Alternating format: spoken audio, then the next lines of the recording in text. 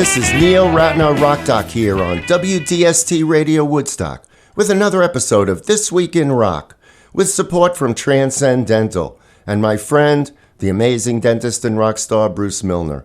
Visit Transcendental, his stunning new office at 2 Maverick Road on the corner of Maverick Road and Route 375.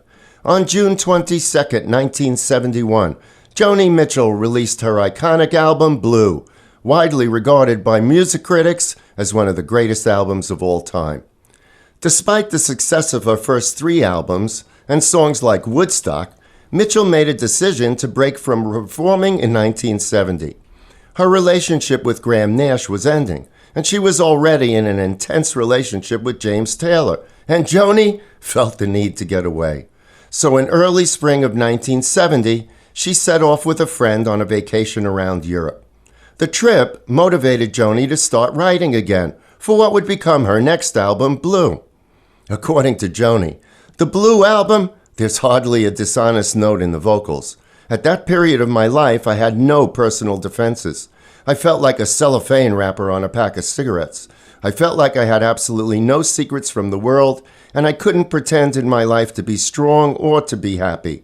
But the advantage of it in the music was that there were no defenses there either. While in Europe, Joni and her friend traveled to Crete, rented a car, and drove to Matala on the south coast of the island, which, as Joni relates, is where she met a red-haired cook named Carrie Raditz. I came to Matala because everywhere I was in Athens, we'd be walking down the street, the girl I was traveling with, and they would say to us, "Sheepy, sheepy, Matala, Matala," which I found out meant hippie, hippie, go to Matala, that's where the hippies are.